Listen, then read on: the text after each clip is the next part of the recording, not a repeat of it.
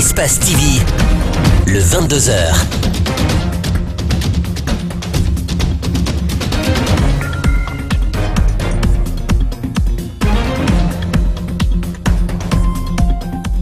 Vous êtes bien sur Espace TV, merci pour la fidélité, bienvenue dans ce journal.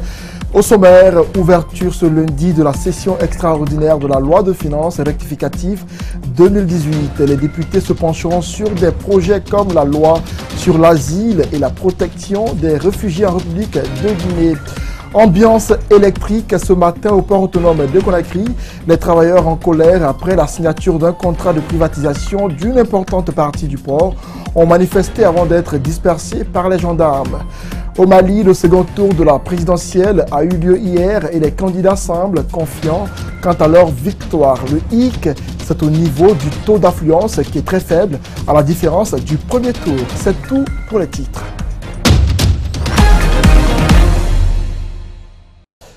Bonsoir et bienvenue dans ce journal. Les députés sont retournés au Parlement ce lundi pour la session extraordinaire de la loi de finances rectificative 2018. Durant 2 semaines, ces élus du peuple apporteront des corrections autour de la loi de finances et sur l'adoption d'un projet de loi sur l'asile et la protection des réfugiés en République de Guinée. Plusieurs personnalités étaient présentes à cette cérémonie, les membres du gouvernement notamment Mariam Fodé Camara et Ibrahima Sorissin Kassouma. Cette session extraordinaire porte sur 2 points. Il s'agit de l'examen du projet de loi des finances rectificative 2018 et celle relative à l'asile et à la protection des réfugiés. Durant 2 semaines, les députés examineront les corrections à apporter sur le budget de l'État de l'année en cours et réfléchir également sur d'autres projets de loi. Cet exercice permettra d'apporter les corrections nécessaires que la conjoncture socio-économique a imposées au gouvernement.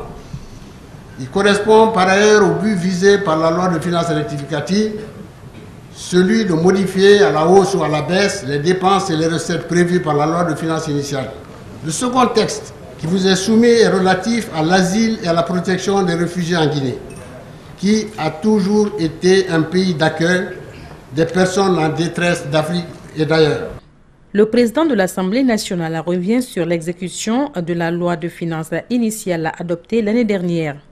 En conclusion de son discours de présentation du cadrage budgétaire révisé pour 2018, Monsieur le ministre du Budget a attiré l'attention de tout un chacun sur la nécessité de nous imposer un minimum de rigueur dans la mise en œuvre effective des mesures prévues dans le programme d'ajustement que le gouvernement a volontairement décidé d'adopter.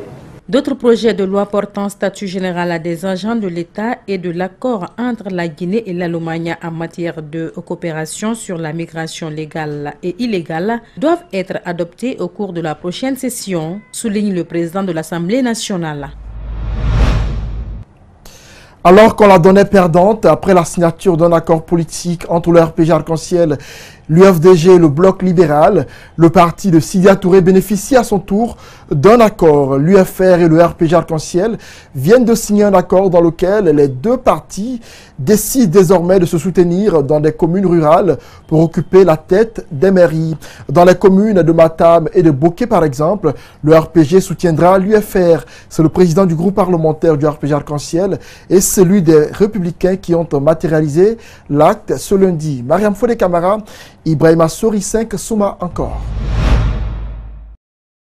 Cet accord électoral concernant la mise en place des conseils communaux est le fruit d'une négociation entamée il y a quelques jours. Les responsables des 2 formations politiques RPG Arc-en-Ciel et UFR ont paraphé le 10 protocole d'entente ce lundi.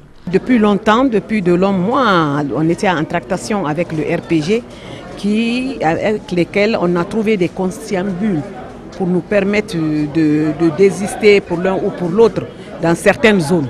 Et c'est ce qui a été conclu. Les 2 partis ont décidé désormais de s'entraider dans plusieurs mairies de la Basse-Guinée. Le RPG va soutenir les candidats de l'UFR et dans d'autres communes, les conseillers de l'UFR vont soutenir la candidature de RPG. C'est de cela qu'il s'agit. Cette convention d'entente permettra aux deux partis politiques de s'accorder également sur la gouvernance des communes concernées par cet accord. Comme annoncé dans les titres, une partie importante du port autonome de Conakry vient d'être cédée à la société turque Al Bayrak pour une gestion qui va durer 25 ans. Ce contrat n'est pas du goût des travailleurs qui ont tenu à le faire savoir ce lundi. Ils ont bloqué l'entrée principale du port, empêchant la mobilité des usagers. Pour le syndicat, ce contrat risque de mettre au chômage plus de 800 employés. Déjà, le budget de fonctionnement du port autonome, estimé à plus de 300 milliards de francs guinéens, soit 30 millions d'euros, est bloqué par le président de la République à la Banque centrale. Aboulaye Sadio Diallo commente ces images de nos confrères de Gangan TV. La pilule ne passe pas. Les travailleurs du port autonome de Conakry n'approuvent pas la signature du contrat entre l'État et la société turque. Ils l'ont fait savoir dans la matinée de ce lundi à travers une manifestation. En plus des risques de licenciement qui guettent ses employés, le contrat aussi n'est profitable qu'à la société, estiment les frondeurs. C'est les Turcs qui recrutent leur propre personnel et tout le personnel sera licencié, seront tous mis dehors, les 800 travailleurs. Donc ceux-là vont recruter leur personnel, qu'en soit, ça peut être des étrangers, des Burkinabés, des Sénégalais et même des Turcs venus travailler au port. Et dans ce contrat, plus de 10 ans, ils ne vont pas payer la taxe douanière, ni la taxe des impôts trucs, et ils vont exploiter le port sans faire des investissements. Le week-end dernier, une rencontre entre les travailleurs du port et le chef de l'État a eu lieu, mais la montagne n'a accouché que d'une souris. Nous avons rencontré le samedi le président de la République. Et qu'est-ce qui est sorti de cette rencontre? Rien de concret. La preuve, la grève elle est déclenchée. S'il y avait eu quelque chose de concret de la part du président de la République, on ne serait pas allé jusque là où nous sommes aujourd'hui. Visiblement, la fin de cette crise n'est pas pour si tôt. Le syndicat du port autonome de Conakry reste droit dans ses bottes et le dit à qui veut l'entendre. Quand c'est la grève continue, alors actuellement nous avons fait l'arrêt de tous les travaux au port. Aucun bateau ne rentre, aucun bateau n'accoste. Donc c'est ce qui nous a poussé aussi à faire l'arrêt des travaux jusqu'à l'annulation purement et simplement de ce contrat. Parce que nos comptes sont saisis dans les locaux de la Banque centrale. Plus de 300 milliards de francs guinéens et 30 millions d'euros. Donc aujourd'hui, nous ne pouvons plus bénéficier de nos avantages sociaux. La direction du port autonome de Conakry a refusé de livrer sa version des faits, arguant avoir d'autres préoccupations pour le moment. La directrice Awa Keita aurait signé le document sous contrainte. D'une manifestation de colère à une autre, cette fois ce sont les travailleurs de la Société nationale des chemins de fer qui étaient en colère ce lundi. Mécontents du traitement qui leur est infligé, les travailleurs de la SNCF ont exigé de meilleures conditions de travail. Un contrat leur a été soumis par la direction. Ils ont décidé de le parcourir avant d'entreprendre d'autres actions. Justin Leno, Ibrahima Sori, Camara pour le reportage. C'est par ces cris que l'ensemble des travailleurs du train Conakry Express ont exprimé leur colère ce lundi face aux responsables de la Société nationale des chemins de fer. Depuis 9 ans, nous évoluons avec ce train sans situation, aucune couverture sociale. Et après tant de négociations à l'amiable échoué avec la direction, et le nouveau ministre là même, on a tenté de le rencontrer en passant par beaucoup de lettres, mais on a été toujours empêché. Sans résultat positif, l'ensemble des travailleurs de Conakry Express ont décidé ce matin de garer le train jusqu'au moment où leur situation sera réglée. Et que les primes d'arriérés impayés soient payées pour que le train marche.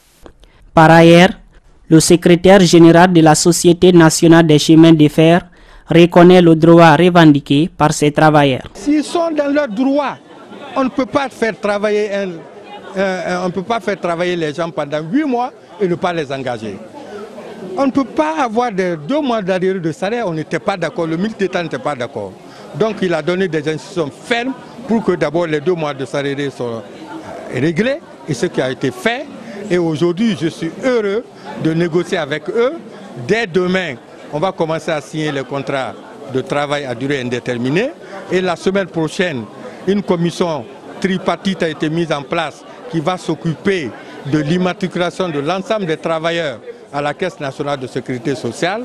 Aux dernières nouvelles, un contrat a été présenté à ces travailleurs pour répondre à leurs revendications, mais ils décident de le lire avant sa signature. Espace sécurisé pour les jeunes, c'est sous ce thème que la journée internationale de la jeunesse a été célébrée. C'était hier dimanche 12 août. À cet effet, des conférences, débats ainsi que des rencontres entre jeunes ont été organisées. La jeunesse de l'UFR n'est pas restée en marge de cette fête. Elle a aussi marqué l'événement à sa manière. Ces jeunes ont rencontré leur président pour discuter de leurs problèmes. Sidia Touré a donné des conseils à ces jeunes qui constituent la relève. C'est un compte rendu que nous signe Al-Gassimou Yaliba et Mohamed Al-Hussein Kamara. Le 12 août a été désigné en 1999 comme Journée internationale de la jeunesse par l'Assemblée générale des Nations unies. Une célébration annuelle du rôle des jeunes en tant que partenaire essentiel du changement.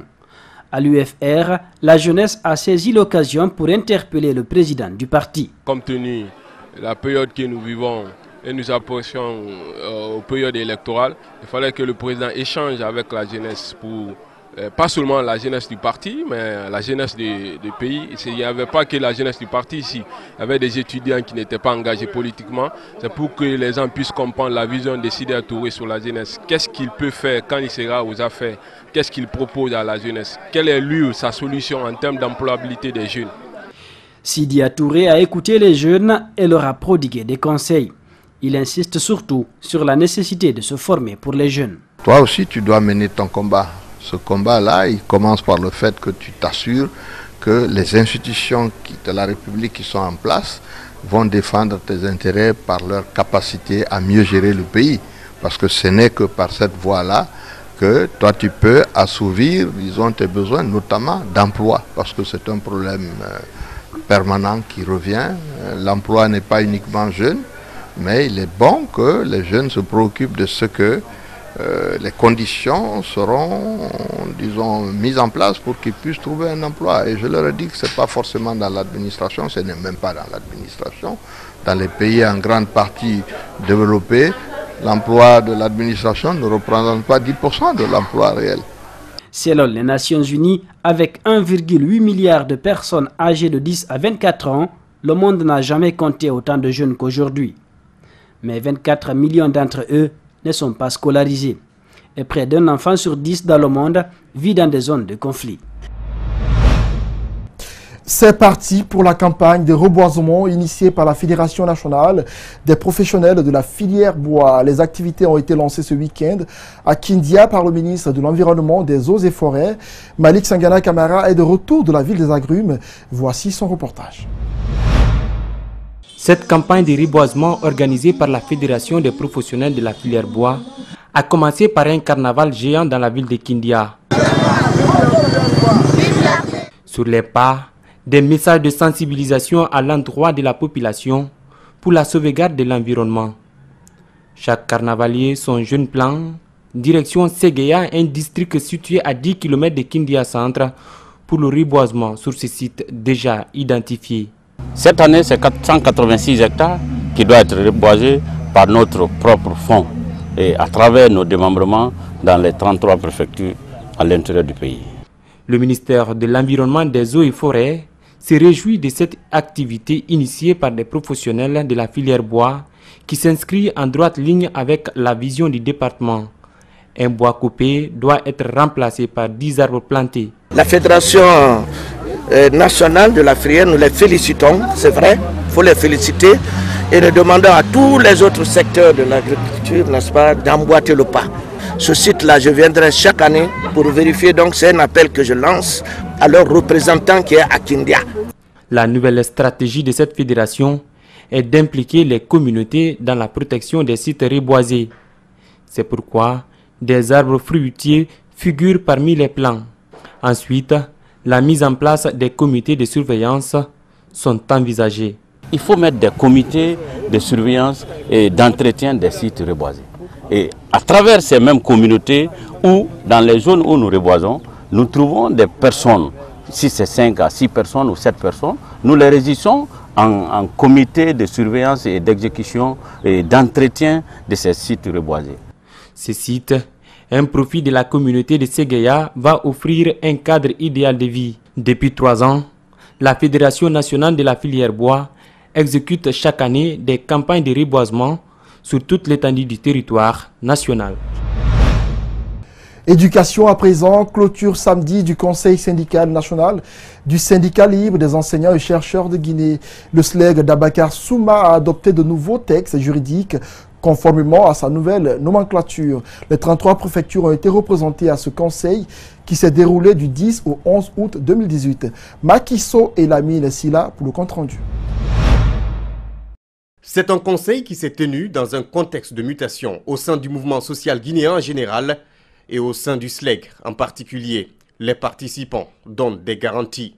Nous tenons à vous rassurer que le conseil, l'expérience, les échanges, bref, les acquis issus de ces 2 jours de concertation sont rentrés dans de bonnes oreilles et qu'on en fera bon usage. Les secrétaires généraux et délégués préfectoraux ainsi que ceux des communes s'engagent à respecter toutes les résolutions et recommandations issues de ce rendez-vous. Après sa désaffiliation à l'Union syndicale des travailleurs de Guinée, USTG, le SLEG fait peau neuve. J'ai seulement le devoir de féliciter tous les participants pour les gros efforts qu'ils ont fournis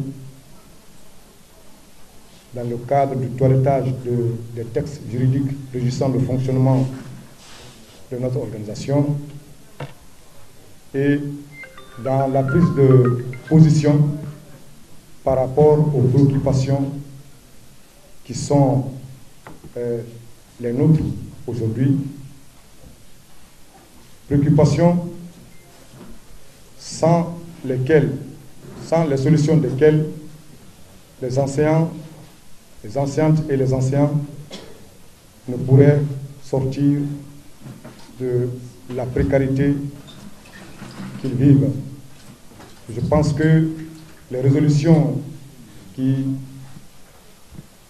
ont émané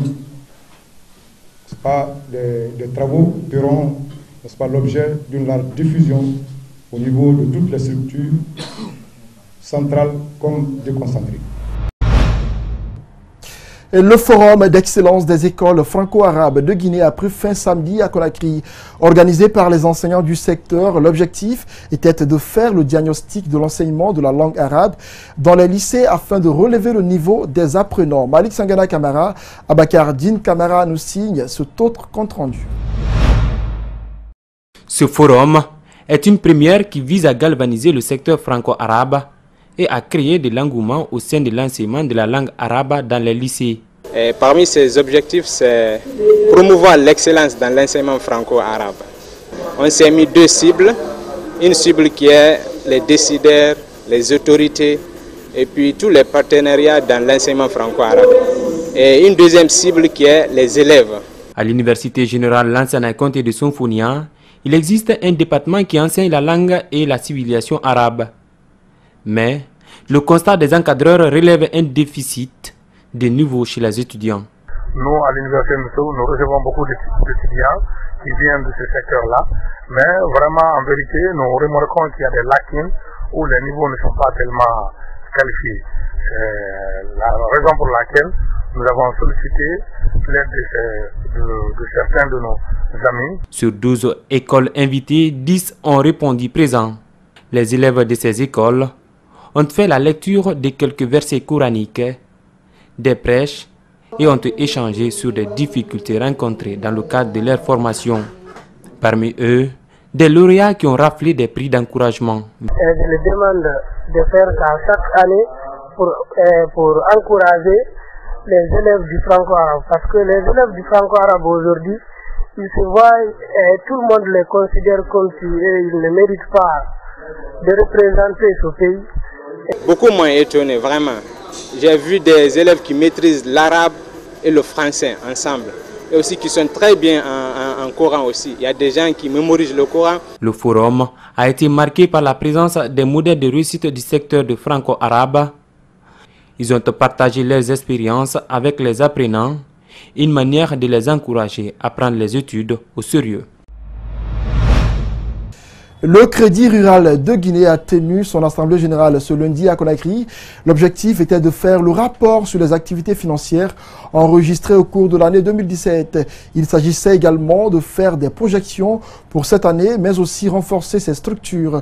Pour les responsables de cette institution financière, l'année 2017 a été bénéficiaire non seulement pour les administrateurs, mais aussi pour les clients. Reportage Fatou Kébé, Amara Alex Silla. Se retrouver avec les acteurs majeurs pour tirer les leçons de l'année antérieure est de coutume chez le Crédit Rural de Guinée depuis plus de 2 ans. À travers donc cette assemblée ordinaire, les membres du collège syndical seront élus. Le bureau administratif va être reconstitué en tenant compte des orientations du conseil d'administration. Selon le directeur général de Crédit Rural, les difficultés ne manquent pas, mais dans l'ensemble, l'année 2017 a été une réussite. Dans toute activité économique, il y a souvent des difficultés, mais l'année 2017 s'est bien comportée, il y a eu moins de problèmes. Nos résultats sont positifs. Nous avons reconstitué les fonds propres qui étaient érodés suite à la crise épidémiologique Ebola. Donc le Crédit Rural se porte bien avec ses 400 et quelques mille clients. Lutter contre la pauvreté, c'est l'objectif principal du Crédit Rural. Il résout les problèmes financiers de ses clients, octroie des prêts aux entrepreneurs et fait des transferts d'argent. Cette grande institution de microfinance couvre toute la Guinée et s'est beaucoup plus accentuée sur les activités agricoles l'année dernière. On a servi beaucoup plus de gens en crédit. Aujourd'hui, nous sommes installés à travers toute la Guinée. Nous couvrons environ 2500 villages dans toutes les grandes villes de la Guinée. Tout cela bénéficie des services du Crédit Rural. En 2017, nous avions offert près de 158 milliards de crédits dans tous les secteurs d'activité, avec une mention particulière sur l'agriculture. 30% des 158 milliards a été offert dans le cadre de l'agriculture. Au sortir de cette assemblée, les recommandations seront faites par les acteurs sur les actions à mener prochainement.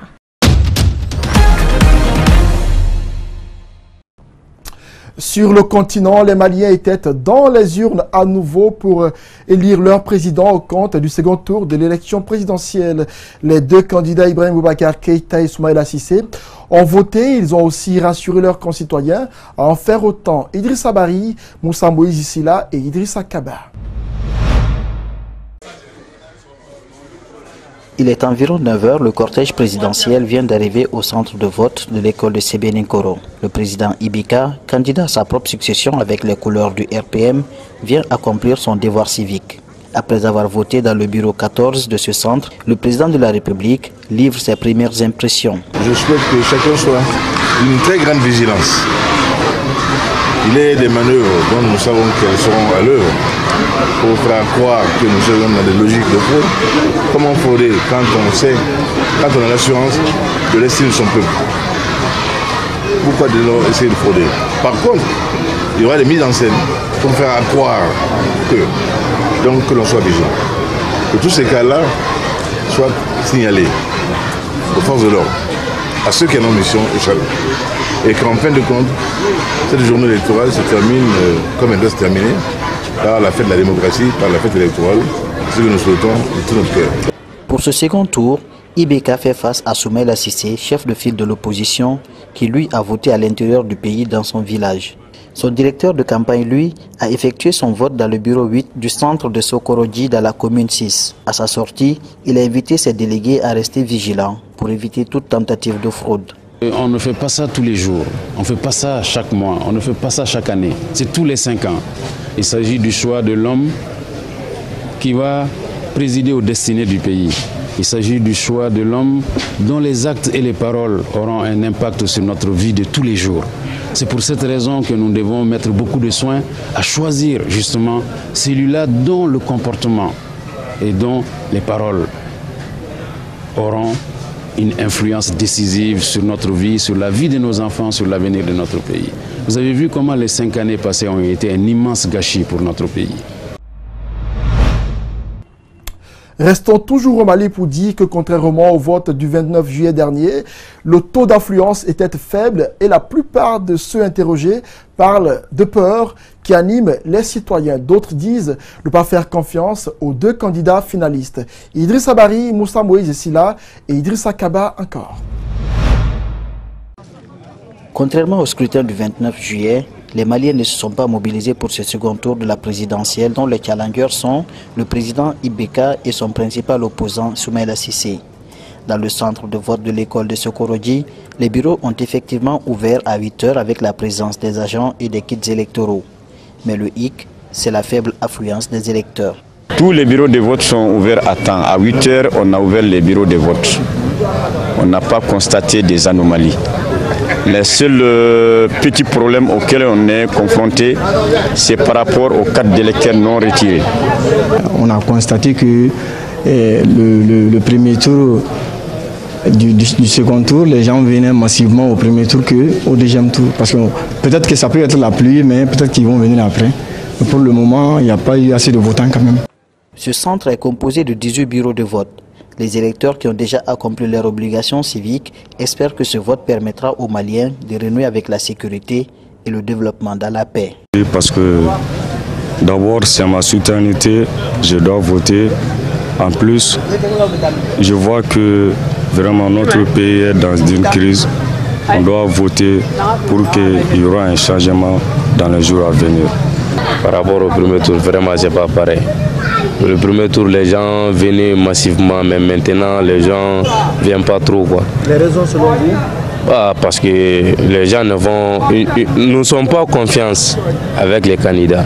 Pour veiller sur le bon déroulement des opérations de vote, un important dispositif de sécurité a été déployé sur le centre pour éviter toute perturbation.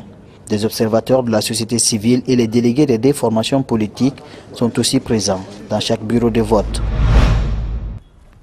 Retour en Guinée pour parler de sport. Le stade Nongo n'est pas encore apte à accueillir le match de la Guinée contre Madagascar le 9 septembre prochain pour le compte des éliminatoires de la CAN 2019 au Cameroun. L'annonce a été faite par le ministre Sanoussi Bantamasso après la visite qu'il a effectuée samedi dans ce stade en compagnie du président de la FEGIFOOT, Mamadou Antonio Soare. Les travaux sont en cours pour rendre ce bijou opérationnel. Le ministre dit ne pas vouloir précipiter leur achèvement. Moussa Kamponsouma, Mohamed Lamine Silla.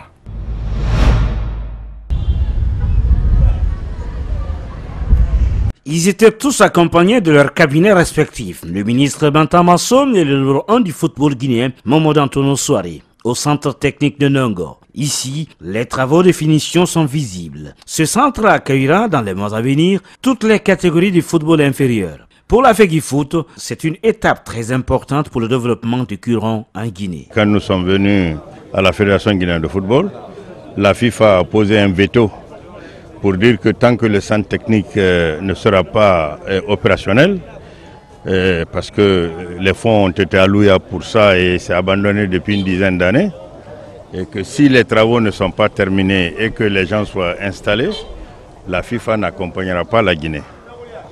Donc, on s'est attelé à cela et heureusement pour nous, ce jour que vous voyez, tous les travaux sont terminés et les gens vont dans une semaine bientôt déménager ici, s'installer pour travailler. La direction technique nationale se réjouit de ce jour avant d'expliquer le rôle et l'importance de ce centre technique. On ne peut pas accéder au football d'élite si on n'a pas un football à la base.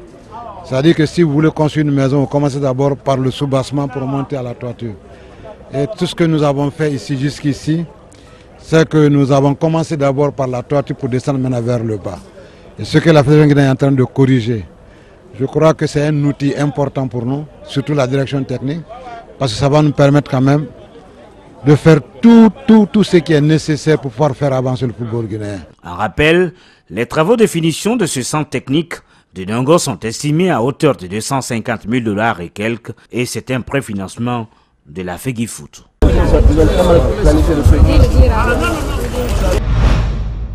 Sport toujours pour clore ce journal. Ces dernières années, nous assistons à un retour du basketball guinéen sur le devant de la scène continentale. Engagé sur tous les fronts, le Sili Basket tente petit à petit de se frayer un chemin sur le parquet. Conscient de l'ardeur de la tâche, les dirigeants du ballon panier ont opté pour la formation des jeunes. Le camp de basketball ou vivier de futures stars, c'est un reportage que nous signent Alpha Omar Baldé et Mamadou Aliouba. Tombé dans les oubliettes depuis 1985, le basketball guinéen signe son retour. Aujourd'hui, la Guinée est placée 16e en Afrique et le Sili Basket participe régulièrement aux différentes compétitions continentales, toutes catégories confondues. Mais ce retour sur le devant de la scène n'est pas un fait du hasard. C'est le fruit d'un travail de fond bien fourni, grâce à l'implication du département des sports, de la fédération et des amis du basketball guinéen. Un des piliers de ce travail de fond est bien sûr la formation, d'où la création en 2009 du camp de basket, ouvert pour débutants et jeunes initiés pour l'apprentissage des fondamentaux du basketball. Pendant tout le mois d'août, on travaille du lundi au jeudi. Donc la première semaine, le thème, l'objectif, c'est les fondamentaux offensifs individuels qu'on travaille. Avec l'instituteur, M. Lansina Kabasanketa, ils sont très intelligents. De fait qu'on travaille avec les intellectuels, les élèves, ça va beaucoup. Une dizaine d'entraîneurs professionnels sont mobilisés pour garantir une bonne formation à ces apprenants. Cela nous permet d'accumuler beaucoup de connaissances. Parce que dans nos centres, il n'y a qu'un seul coach. Là où c'est limite, c'est là-bas. Alors que dans ce cas-là, cela nous permet d'accumuler beaucoup de connaissances à travers le basketball. L'entraînement d'ici, c'est mieux. On a bien travaillé. Les coachs nous ont donné des notions, après on les a fait. C'est pour cela que moi j'encourage tous mes amis de venir ici pour jouer au basket. Chaque année, à l'issue du camp de basket, des pépites dont l'âge varie entre 14 et 16 ans sont sélectionnées pour rejoindre le centre fédéral, véritable vivier du Sili Basket. Pour preuve, sur les 12 basketteurs de l'équipe junior attendue prochainement à Bamako au compte des éliminatoires de l'Afro-Basket U17, 8 sont passés par le camp de basket et le centre fédéral. Et voilà, ce élément sport basket met fin à ce journal réalisé par toute l'équipe de la rédaction politique et celle technique d'Espace TV. Merci à tous ceux qui l'ont suivi. Au revoir.